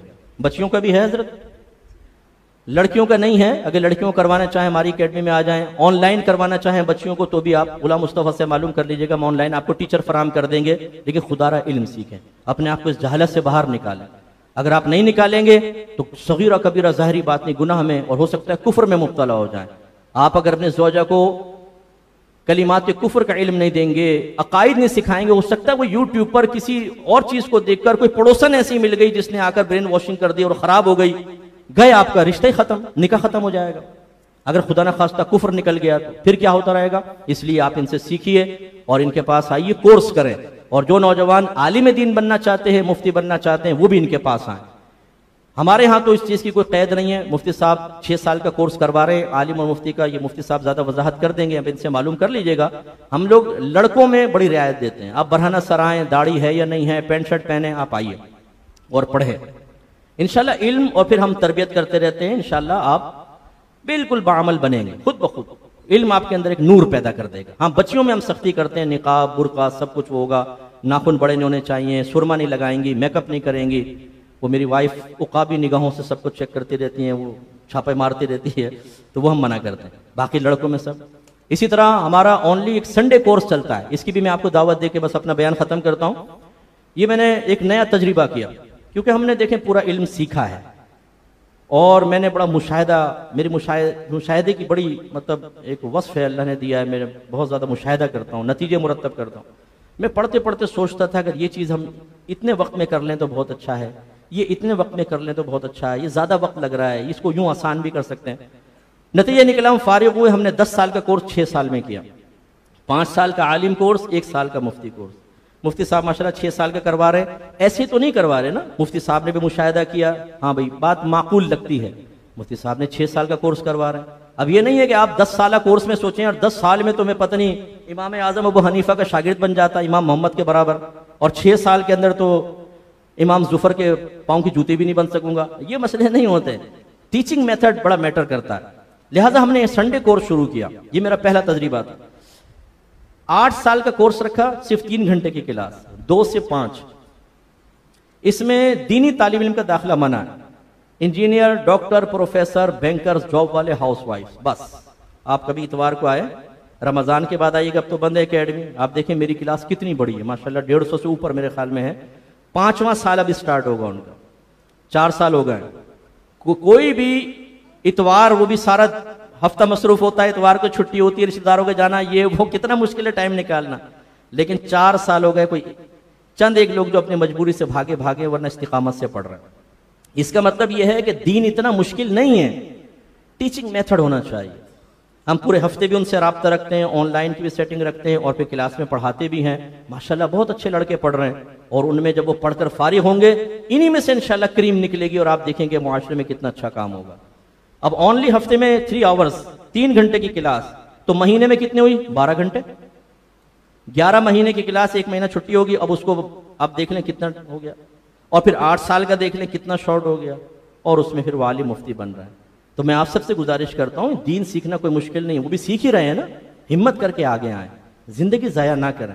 आप भी दीन के मुजाहिद बने, खुसूसन आप में से जो वो लोग जो हमें ये कहते हैं मुफ्ती साहब आप लोग क्या कर रहे हैं, इतनी बुराई चल रही है, वो ये कर रहा है, वो ये कर रहा है, आप लोग बोलते क्यों नहीं है? कहते नहीं, कहते बोलते क्यों नहीं? मैं कहता हूं भाई हम तो चने की रेड़ियां लगाकर झक मार रहे हैं, जिंदगी जाया कर दी हमने। दर्द हो तो आप जैसा, सुभान अल्लाह। अब आप ऐसे करें, आप आलिम बने और मुफ्ती बने, मैं बनाता हूं, अगर आप अफोर्ड नहीं कर सकते मुफ्त में बनाऊंगा इंशाल्लाह। फिर हमारी जगह लेकर जो हम नहीं कर सके ना, वो आप करके दिखाएं, मजा तो तब आएगा ना। आइए, खाली बैठे बैठे फुटपाथ पर चंद दोस्तों के साथ, यार ये उलमा क्या कर रहे हैं, इन सबको गोली मारो, हैं? उलमा को गोली मारो तो इस पप्पू को फूलों के हार डालो। तुमने कौन सा कमाल किया सिवाय खाने पीने और चर्स पीने के? नियाज़े खा रहे हैं, सब कुछ कर रहे हैं, तुमने दीन की कितनी खिदमत की है ये बताओ, क्या क्या किया है दीन के लिए, हिसाब व किताब दो। एक सुन्नी की हैसियत से तुमने आले सुन्नत को कितना फायदा पहुंचाया। और वरना आओ हमारे पास बैठो, हम दिखाते हैं 24 घंटे अपनी पर्सनल लाइफ हमने खत्म कर दी। और ये 30 साल हो गए मुझे काम करते हुए, ये बच्चे देखते हैं रात दिन में लगा हुआ। 30 साल, ये बहुत बड़े साल होते हैं 30 साल। और मेरी फील्ड मुश्किल तरीन फील्ड है, मुश्किल तरीन इल्मी फील्ड बड़ी मुश्किल होती। तो आप हमें तानाज़नी करते हैं कि आप क्या कर रहे हैं, तो भाई आप करें ना, हिम्मत करें। मैं नौजवानों से गुजारिश करता हूं, जिंदगी जाया ना करो, आलिम बने, मुफ्ती बने। आप जब फिर उसके बाद बोलेंगे, लोगों को दीन सिखाएंगे, आपके लिए सवाब जारिया होगा। कोई जिना छोड़ेगा, कोई लवातत छोड़ेगा, कोई चोरी करना छोड़ेगा, नमाजी बन जाएंगे, रोजे रखेंगे, दाढ़ियां बढ़ाएंगे, बहनें बुर्का पहनेंगी, उनमें हया और शर्म का मादा बढ़ेगा, तो फिर आपको कितना रूहानी सुकून मिलेगा, आप उसका तस्वुर नहीं कर सकते। मुझे उम्मीद है कि मुफ्ती साहब की एकेडमी में आप जरूर एडमिशन लेंगे और दूसरों को भी तरगीब देंगे। और अगर कोई खवातीन वगैरह पढ़ना चाहती हैं तो फिर मैं आपसे गुजारिश करता हूं कि हमारी एकेडमी में आप, इसमें लिखें सवाल। अच्छा, वही मैं सवाल देखने लगा था, कुछ ये सवालात हैं, जरा देख लेते हैं। ये बिटकॉइन, क्रिप्टो करेंसी और दीगर डिजिटल करेंसीज के बारे में शरई हुक्म इरशाद फरमा दें। देखिए मसला ये कि पहले एक बात को समझ लीजिए कि चंद चीजें ऐसी होती हैं जो नई नई लॉन्च होती हैं, उस वक्त हम उसको बिल्कुल शरई उसूल पर परखते हैं कि शरीयत इसकी इजाजत देती है नहीं देती। मसलन शरीयत कहती है जब तक कोई चीज कब्जे में बात खास तौर पे फिजिकली तौर पे ना आ जाए, आप उसको सेल आउट नहीं कर सकते। इसको इस पहलू से देखेंगे, फुला पहलू, फुला, उस एतबार से हुक्म जारी किया जाता है। फिर बाद वक़्त ऐसा होता है कि आप मना कर रहे हैं लेकिन उसके बावजूद मुआशरे में वो चीज़ आम हो जाती है। फिर उलमा को या मुफ्तियान किराम को एक और जिहत से देखना होता है कि एक ममनुआ काम बहुत ज़्यादा लोगों में आम हो गया है, अब इससे रोकें या इसकी इजाज़त दें। जैसे स्पिरिट का मसला, अल्कोहल का मसला, डिजिटल कैमरे से पिक्चर्स खींचने का मसला, स्पीकर पे नमाज पढ़ाने का मसला, शुरू में बहुत से मना किया, बाद में फतवा दूसरे आए, क्योंकि हुक्म शरअ बदलता रहता है हालात के एतबार से। अब जो सूरत हाल आई है वो उसमें हम कम से कम ये कहते हैं, ये मेरी अपनी जाती राय है, कोई इससे इख्तिलाफ कर सकता है, कि जब तक हमारे मुल्क पाकिस्तान में इसको लीगल करार ना दिया जाए, गवर्नमेंट इसको ओन नहीं करती है, उस वक्त तक ये काम बिल्कुल नाजायज होगा।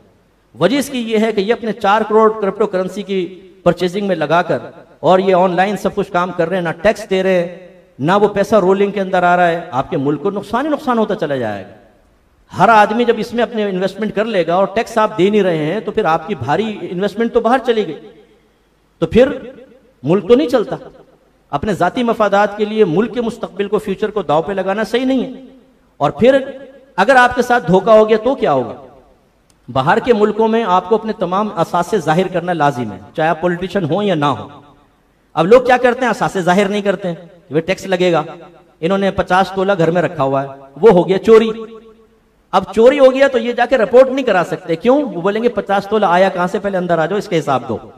समझ गए आप? इसमें भी ऐसा है कि आपका हैक कर लिया अकाउंट और सब चीज गायब, आप समझते नहीं ये तो ऐसा है कि फरिश्ते चारों तरफ खड़े हुए हैं, कोई आएगा तो थप्पड़ मारेंगे, कमबख्त निकलो यहां से, हैकिंग करने आ गए। अरे भाई, कोई भी आपका सब कुछ ले गया, आप गवर्नमेंट के पास जा ही नहीं सकते क्योंकि इलीगल है, स्टेट बैंक आपकी सरपरस्ती कर ही नहीं रहा, आप गए, सब कुछ खत्म हो जाएगा। इसलिए इसमें गरर भी है, धोखाधड़ी के इम्कानात हैं। जब तक आपकी गवर्नमेंट इसको ऑन नहीं करती है, उस वक्त तक हम इसको मना करते हैं कि ये आप बिल्कुल ना करें, ये नाजायज होगा। दूसरा का तो जवाब मैं दे चुका हूं, ये डिस्काउंट वगैरह जो होटल्स वगैरह पे मिलते हैं बैंक के अकाउंट की वजह से, उसका जवाब दे दिया। तीसरा, बाज लोगों को देखा गया है कि इमाम की इक्तिदा में जहरी नमाजों की तीसरी और चौथी रकत, जबकि सिर्री नमाज की तमाम रकतों में क़िराअत करते हैं। क्या ऐसा करना दुरुस्त है? देखें, जायज़ नहीं है, क्योंकि हमारे नबी करीम ने वाज़ेह तौर पे फरमाया कि क़िराअतुल इमामी क़िराअतुल लहू, इमाम की क़िराअत मुक्तदी की भी क़िराअत है। तो इसलिए इमाम के पीछे चाहे जहरी नमाज हो चाहे सिर्री, हमें बिल्कुल खामोश रहना होगा, यानी क़िराअत नहीं कर सकते। बाकी तस्बीहात वगैरह, अत्तहियात, दुरूद शरीफ, दुआ पढ़ेंगे, लेकिन अलहम्द शरीफ और सूरत ये पढ़ना बिल्कुल जायज़ नहीं है, क्योंकि मना किया गया है, मना। शर्ट इन करके नमाज पढ़ने का हुक्म, इसी तरह पांचे फोल्ड करने, नीचे टाई पहन के नमाज पढ़ने का हुक्म। देखिए, शर्ट इन करके नमाज पढ़ना ये मकरूह होगा। अच्छा, इन और आउट का मसला नहीं है, आउट भी कर ले तो वो नन्ही सी कमीज कौन सा कुछ इसी तरह ढकेगी? इन कर लो आउट, उसकी लंबाई उतनी रहेगी, सजदे में जाएंगे तो सब ऊपर हो जाएगा। मैं अहमदाबाद गया बहुत पहले इंडिया में, तो वहां छोटी छोटी कुर्तियां इस्तेमाल करते हैं लोग। अब वो सजदे में जाएं तो कुर्ती जाए वो आधी कमर पर। तो यूं हमारा मजहब इस चीज को लाइक नहीं करता है, चाहे आदमी हो चाहे औरत, औरत में तो और ज्यादा एहतियात, मर्दों में भी खुला ढुला लिबास हो, ऐसा ना हो कि उसमें सितर चमके। तो ये खिलाफ सुन्नत तरीका होगा कि इस अंदाज से अपनी शर्ट यूज करना और अल्लाह की बारगाह में हाजिर होना कि किसी की निगाह पड़े तो खामखा गलत किस्म का तस्वुर जहन के अंदर आ जाए। वो कितना ही पाकीज़ा हो, एक लम्हे के लिए एक तस्वुर तो आ ही जाएगा ना। तो इसलिए कोशिश करनी चाहिए अल्लाह की बारगाह में जरा थोड़ी सी लंबा कुर्ता पहन लें, फिर चले आप शर्ट पहन रहे, अलग बात है। पांचे फोल्ड करने में मसला ये है कि उलमा ने मना फरमाया और इसके साथ नमाज को मकरूह तहरीमी करार दिया, लेकिन ये एक इज्तिहादी मसला है। इज्तिहादी का मतलब क्या है? नबी करीम के दौर में पांचे फोल्ड करने का रवाज नहीं था, क्योंकि शलवारें पहनते नहीं थे, पैंटें नहीं थी। कपड़ा घुरसने से मना किया, उल्टा कपड़ा पहनकर नमाज पढ़ने से नबी करीम ने मना किया। लेकिन ये पांचे फोल्ड करना क्या कपड़ा उल्टा करने में आएगा कि नहीं आएगा, इसमें इख्तिलाफ हो सकता है। अगर एक पांचे फोल्ड करके एक आदमी जा रहा हो और मैं कहूं इसने उल्टी पैंट पहन रखी है, आप क्या कहेंगे? बोलिए। आपने नहीं साहब सीधे थोड़ा पांचे क्यों? इसका मतलब है उर्फ में इसको उल्टा कपड़ा कहते नहीं है, लेकिन बहरहाल फुक़हा ने लिखा, उनकी राय सराखों पर। तो इसलिए हम ये कहते हैं कि एहतियात इसी में है कि आप पांचे फोल्ड ना करें, पूरा करें। लेकिन अगर कोई पांचे फोल्ड करके नमाजें पढ़ चुका है तो खुदारा उसको मायूस ना करें। आप ये ना कहें कि तुमने कितने अरसे 20 साल 15 साल से नमाज पढ़ रहे हो, सब मकरूह तहरीम है, दोबारा लौटाओ। ये ना करें, ये इज्तिहादी मसला और इसमें उम्म में बलवा बहुत हो चुका है। इमाम हजरात को देखें, वो अपने शलवारें घुरस के नमाजें पढ़ा रहे हैं। पूरी मस्जिद में आप देख लें, आपको आपके तो माशाल्लाह अगर दीनी माहौल है, मसाइल बताते हैं तो अलग होगा, वरना मैं तो बहुत विजिट करते रहता हूँ मस्जिदों को, बाद वक्त बताने वाले ही नहीं है। पूरी मस्जिद के अंदर, ऑफिस के अंदर फोल्ड कर करके नमाजें पढ़ रहे हैं। तो जब इतना उम्म में बलवा किसी चीज का हो जाए तो हुक्म थोड़ा सा नरम होता है। तो खुलासा कलाम यह है कि आप पांचे फोल्ड ना करें, आप वैसे ही नमाज पढ़ें, लेकिन अगर कोई पांचे फोड़ करके नमाज पढ़ रहा है उसको प्यार से समझाएं, ना माने तो सख्ती ना करें और साबिका नमाजों के लौटाने का मुकल्लफ ना बनाए, वरना हो सकता है कि वो मायूस होकर नमाज ही छोड़ दे। ये मेरी जाती राय। टाई पहनने से कोई फर्क नहीं पड़ता, टाई पहन के नमाज बिल्कुल दुरुस्त है। बास कहते हैं कि जी ये तो देखें स्लेब का निशान बन गया। अरे भाई खुदा का खौफ करो, हर चीज के अंदर स्लेब का निशान, रोटियों के ऊपर बस वो टेढ़ा मेढ़ा सा बन गया, ये देखें जी मोहम्मद हो गया है। अब इसको खाएं या ना खाएं, भाई खा ले जाए यार, ये तो कोई नाम मोहम्मद उभरा कोई है, वो तो आपका तखय्युल उसको मुरत्तब कर रहा है। वरना तो यहां पर आप देखते रहे गौर से, कोई ना कोई शक्ल बन जाएगी, सूरत बन जाएगी, तो इसका मतलब यहाँ तो सजदा करना ही मना होना चाहिए क्योंकि सूरत बन गई। तो ये तखय्युलात से जो चीज आप जबरदस्ती बनाते हैं उससे कोई फर्क नहीं पड़ता। तो टाई बहरहाल उतार के नमाज पढ़े अच्छा है, लेकिन पहन के नमाज पढ़े तो कोई सख्त हुक्म नहीं होगा। दौरान नमाज हाथ उठाने वाले मसले की वजाहत के तरावी में जबकि इमाम 5, 7, 10 मिनट तक किरात करता है, इसी तरह शबीना सलात तस्बीह फर्ज नमाजों में 2 से जायद बार हाथ उठाना फसाद नमाज का सबब होगा।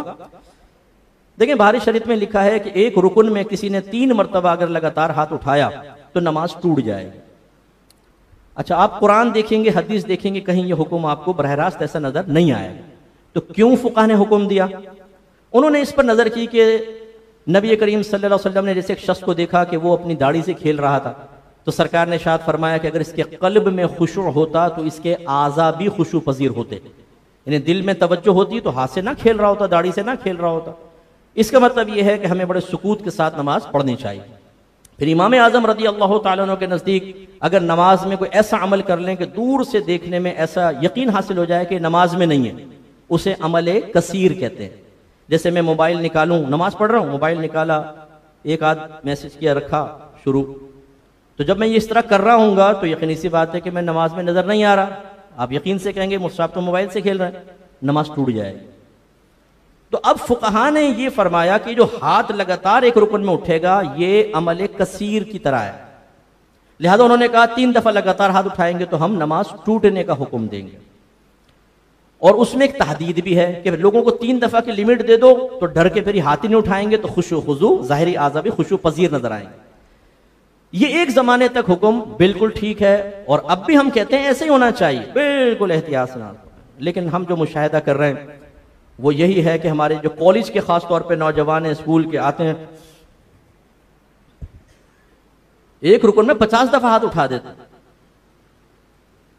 तो फिर अब इसको अगर आप इस पे हुक्म शरा लगाएंगे, सख्त हुक्म लगाएंगे, तो इससे फिर लोगों को मायूसी बढ़ेगी।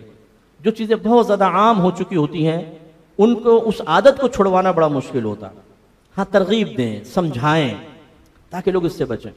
अच्छा, इसी तरीके से अब इमाम साहब का मसला, इमाम साहब ने किरात शुरू की, पहले मिनट में खुजा लिया, 3 मिनट तक किरात रही, फिर खुजली हुई, उन्हें खुजा लिया, फिर 5 मिनट तक किरात करते रहे, फिर खुजली हुई, उन्हें उठा लिया।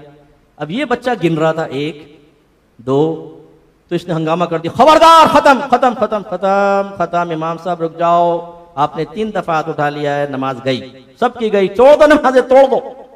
ये फितना सही रहेगा?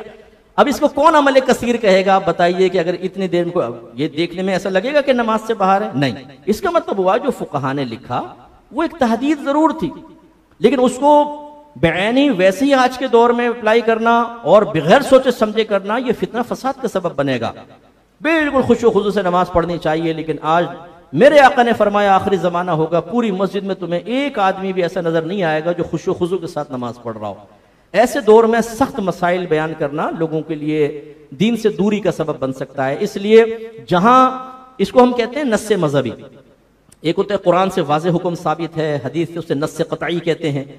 अच्छा, एक हदीस से ऐसा हुक्म कि मुज्तहिद को राय देने की जरूरत पड़े या कुरान की किसी आयत में मुज्तहिद अपनी राय दे, इन्हें नस्से ज़न्नी कहते हैं।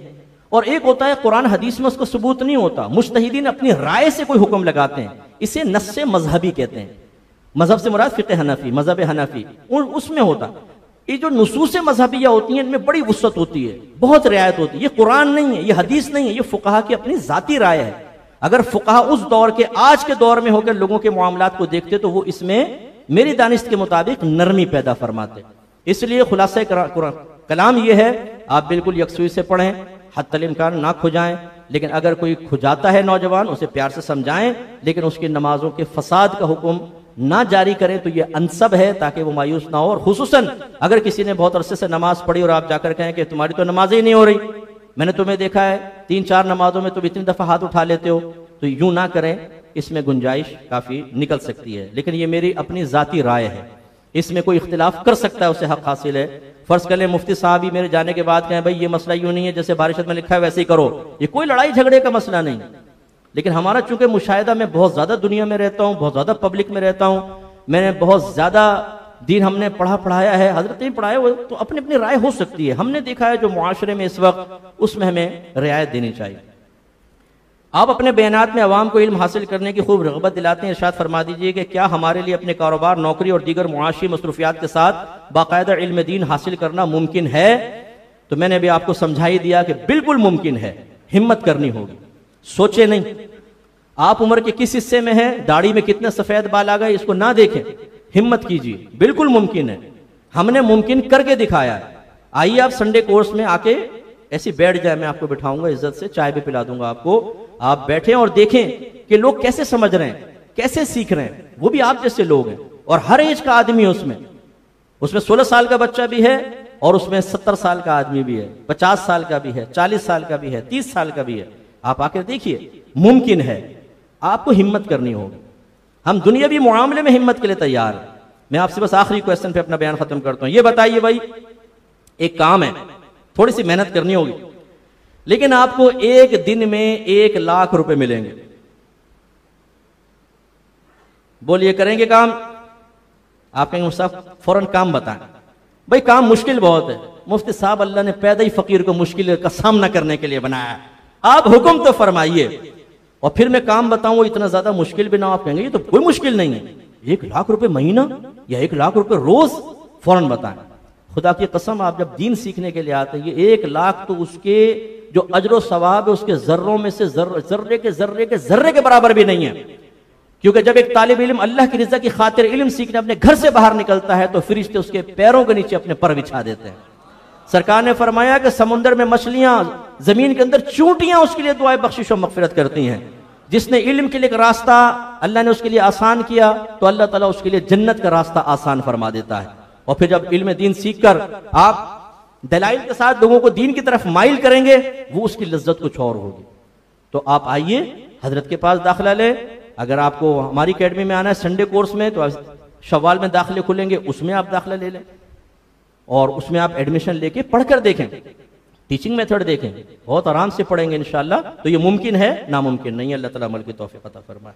कोई मेरी बात से कोई हर्ट हुआ हो, कोई बुरा महसूस हुआ हो, तो बाद में अगर कोई वीडियो भी सुने तो मैं मादरत चाहता हूँ, बुरा नहीं मानिएगा। लेकिन वल्लाह मुझे अपने अहले सुन्नत से बहुत मोहब्बत है और जैसे जैसे मैं अपनी मौत के करीब हो रहा हूँ ना, मेरी इस मोहब्बत में इजाफा होता जा रहा है। वजह इसकी क्या है? क्योंकि मुझे अपनी जिंदगी बहुत मुख्तसर नजर आ रही है। मैं चाहता हूँ मैं ज्यादा से ज्यादा अपने मुसलमान भाइयों को क्या शऊर बेदार करूं और इनको पक्का हमारा जो वाकई एक इल्मी लिहाज से सुन्नी है वैसा बना दूं। आपने मेरी किताब कुर्ब इलाही ली है, ये किताब लें, कुर्ब इलाही। थोड़ा सा इंट्रोडक्शन करा दूं, थोड़ा सा बस है, 2 मिनट ले लूं। कुर्ब इलाही किताब मैंने तसव्वुफ के मौजू पर लिखी है। हमने देखा डब्बे किस्म के जाली पीर, कोई पीर साहब कब्र के अंदर बैठा हुआ है, ऊपर से कब्र बनाई हुई है ना, ऊपर से वो मुरीदीन जाकर कहते हैं हुजूर करम फरमाइए, अंदर से आवाज आती है बोल बच्चा। लोग कहते अभी मरा हुआ पीर बोल रहा है। वो पुलिस ने छापा मारा तो पीर अंदर से निकला, खाना बताइए। ऐसे डब्बे पीर, कोई सिगरेट वाली सरकार बना हुआ है, कोई चर्स वाली सरकार, कोई इलायची वाली सरकार, कोई जफ्फी वाली सरकार, कोई छू छू वाली सरकार। पागल बनाया हुआ है कौम को और हमारे लोगों की ना इज्जत महफूज है ना माल महफूज है। तो हमने ये किताब लिखी अल्लाह का कुर्ब हासिल करने के मुतमन्नी लोगों के लिए। इसमें स्टेप वाइज समझाया गया कि अगर अल्लाह का आप कुर्ब चाहते हैं इस दौर में, इस पुरफितन दौर में, तो उसके लिए फर्स्ट स्टेप क्या होगा, फिर सेकंड क्या है, थर्ड क्या है, फोर्थ क्या है, क्या क्या रुकावटें दरमियान में आएंगी, उनको उबूर करने का तरीका क्या है। तो ये 13 कमालात पर मुश्तमिल किताब है, जिसमें से 10 कमाल ऐसे हैं जो आप अब खुद हासिल करेंगे। किताब पढ़ें और उसको अपने ऊपर अप्लाई करें तो इंशाल्लाह आपको कमाल हासिल होगा। 11वां कमाल है तलाश मुर्शिद का। हमारे पास भाई कहते हैं कि जी मुर्शिद का दामन थामो मंजिल पा जाओगे। हम कहते हैं पहले मुर्शिद को पहचानो तब मंजिल पाओगे। अगर आप डब्बे पीर के हाथ में पहुंच गए कि बाबा मुझे पहुंचा देगा, तो वो पहुंचाएगा आपको कहीं और ही। तो इसलिए पहले वो शनाख्त बातनी एतबार से, ज़ाहिरी एतबार से, इल्मी एतबार से, शरई एतबार से अपने अंदर पैदा, उसकी सलाहियत पैदा करना जरूरी है कि आप किसी को पहचान सकें कि हाँ ये कामिल है। और अगर आप ये कोई मुर्शिद हैं, आप ये किताब पढ़ें और उसकी रोशनी में जो कुरान और हदीस, तसव्वुफ हमेशा कुरान और हदीस से सीखें। तसव्वुफ हमेशा कुरान और हदीस से साबित होगा, क्योंकि ये मेरे आका की मीरास है जो तकसीम हो रही है। हम कुतुब सूफिया से तलाश करने की कोशिश करते हैं जिसमें लोगों ने अपनी भी बहुत सारी बातें शामिल कर दी। अव्वलन कुरान और हदीस, फिर अपने पीर साहब का मुशाहिदा करें। आपके पीर साहब कामिल होंगे, जब उस मयार पे पूरे उतरोगे आपका दिल बाग हो जाएगा कि वाह मेरा पीर क्या कामिल है, बिल्कुल जो कुरान और हदीस के मुवाफिक वैसा है। और अगर ऐसा नहीं है तो आपको तशवीश होगी कि यार गड़बड़ तो है, तो आप बचेंगे इंशाल्लाह।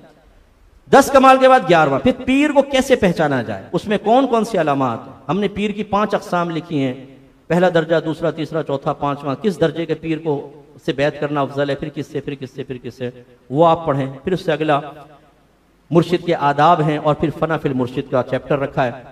फना फिल मुर्शिद कहाँ से मनसब निकाला, मेरे एक दोस्त थे मुफ्ती साहब, उन्होंने कहा सब कहाँ से मनसब निकाल लिया आपने, ये बिदतें ईजाद कर रहे हैं। तो उसमें फिर मैंने डाला कि ये फना फिल मुर्शिद का मफहूम क्या है और ये क्यों जरूरी है, किस चीज की तमहीद है, ये समझाया उसमें। तो अब वो किताब पढ़ेंगे इंशाल्लाह। मुझे अल्लाह की रहमत से उम्मीद है कि मौज़ूए तसव्वुफ पर इस दौर के एतबार से ये एक बहुत अच्छी किताब है। इंशाल्लाह आपका पैसा ज़ाया नहीं होगा। वो कहते हैं ना, पसंद ना आए तो पैसा वापस।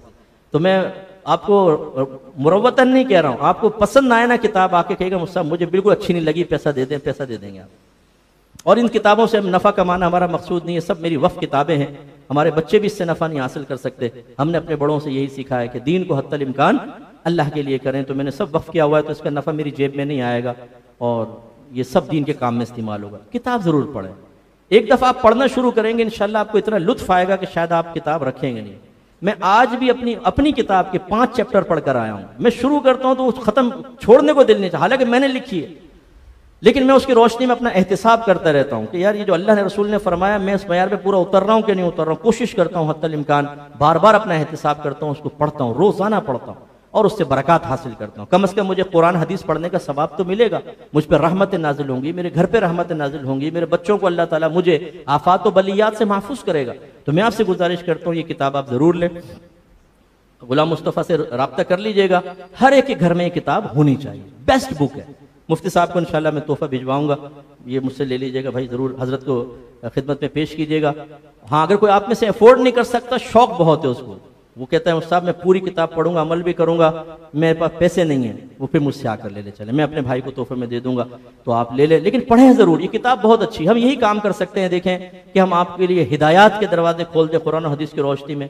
अब आप अगर उसको कमहक़्क़ुक़ हासिल ना करना चाहें तो हम आखिरत में बरी ज़िम्मा है। उम्मीद है कि इंशाल्लाह आप ये किताब परचेज करेंगे, खुद भी पढ़ेंगे और इस पर अमल की कोशिश करेंगे, दूसरों को तरगीब देंगे। व आखिरु दाअवाना अनिल हम्दुलिल्लाहि रब्बिल आलमीन। दुआ करें। बिस्मिल्लाहिर्रहमानिर्रहीम, अल्हम्दुलिल्लाहि रब्बिल आलमीन, वस्सलातु वस्सलामु अला सय्यिदिल अंबियाइ वल मुरसलीन, या अरहमर राहिमीन या अरहमर राहिमीन या अरहमर राहिमीन। मालिक मौला हम सब का इस मुतबर्रक मजलिस व महफिल में शिरकत करना अपनी बारगाह में कबूल व मंजूर फरमा ले। ए पाक परवरदिगार, हम सबको रिज़्क़ हलाल की जुस्तजू अता फरमा, हमारे लिए रिज़्क़ हलाल के दरवाजे खोल दे। अगर कोई हम में से भाई रिज़्क़ हराम की तरफ बढ़ रहा है, अल्लाह ताला उससे बचने की हिम्मत अता फरमा। अगर हमारे रिज़्क़ में शक है तो अल्लाह ताला हमें किसी मुस्तनद आलिम दीन से मिलकर उस शक को रफ़ा करने की तौफ़ीक़ अता फरमा। अल्लाह ताला अगर हमारे कारोबार में कोई गड़बड़ है तो अल्लाह ताला हमें मुफ्तियान किराम से रुजू करके उसको जवाज़ी पहलू की तरफ लाने की तौफ़ीक़ अता फरमा। अल्लाह ताला हम सबको इल्म दीन सीखने, उसके तकाज़े के मुताबिक अमल करने की तौफ़ीक़ व हिम्मत अता फरमा दे। ऐ अल्लाह, हम सबको इल्म दीन सीख कर अपने घर वालों की तरबियत व इस्लाह करने की तौफ़ीक़ अता फरमा। ऐ अल्लाह ताला, हमारे वो नौजवान जो यहाँ तशरीफ़ फरमा है, हमें जितने कोई भी ऐसा नौजवान जो किसी खराब आदत में मुब्तला है और बावजूद कोशिश के उससे बच नहीं पाता, अल्लाह ताला इस इज्तिमा की बरकत से उससे हमेशा हमेशा के लिए इस बीमारी से नजात अता फरमा दे। ऐ मालिक मौला, हम सब के इल्म, उम्र में, रूहानी क़ुव्वतों में, दराजात में, रिज़्क़ हलाल में, कारोबार में, सेहत में, अमल में बेहद बरकतें अता फरमा। हम सबको हासिदों के हसद, शरीरों के शर, दुश्मनों के दुश्मनी, नागहानी आफात, जादू टोने, आसेब, नजर बद से महफूज फरमा दे। ऐ अल्लाह ताला, हमारे बच्चों को नेक परहेज़गार मुत्तकी बना, हमारी आंखों की ठंडक बनाकर रख, इन्हें बद मजहबों, बद मजहबियत और हर किस्म की बुरी आदत, बुरे किरदार से महफूज फरमा दे। ऐ अल्लाह, हमें पक्का सुन्नी बना दे। अल्लाह ताला हमें ऐसा सुन्नी बना दे जो अपने तमाम अकायद इस्लाम, अकायद अहले सुन्नत और मामूलात अहले सुन्नत का इल्म रखता हो, जिसके बारे में कोई जब भी हमसे तशरीह मालूम करे फौरन हम तशरीह बयान करने पर कुदरत रखते हों। अल्लाह ताला हमें अपना मजहब व मसलक दलाइल के साथ सीखने की तौफीक मरहमत फरमा। दुआ फरमाइए हजरत साहब की एकेडमी को अल्लाह ताला दिन दूनी रात चुगनी तरक्की करने की तौफीक अता फरमाए, ज्यादा से ज्यादा लोगों को इस तरफ माइल होकर इल्म दीन सीख कर अपने आप को अल्लाह के करीब करने की तौफीक अता फरमाए। ऐ मालिक मौला, जिस तरह से अब यहाँ जमा हुए जन्नतुल फिरदौस में अपने हबीब करीम सल्लल्लाहु अलैहि वसल्लम के मुबारक कदमों में दायमी तौर पे जमा होने की तौफीक अता फरमाना। ऐ मालिक मौला, हमारी तमाम दुआएं हर मुसलमान भाई, हर मुसलमान बहन के हक में भी कबूल मंजूर फरमा ले। इन्नल्लाह व मलाइकतहू युसल्लूना अलन नबी या अय्युहल्लज़ीना आमनू सल्लू अलैहि वसल्लिमू तस्लीमा। अल्लाहुम्मा सल्लि अला सय्यिदिना व मौलाना मुहम्मदिन व अला आलि सय्यिदिना व मौलाना मुहम्मदिन व आलिहि व बारिक व सल्लिम। सुब्हान रब्बिका रब्बिल इज्जति अम्मा यसिफून व सलामुन अलल मुरसलीन वल्हम्दुलिल्लाहि रब्बिल आलमीन।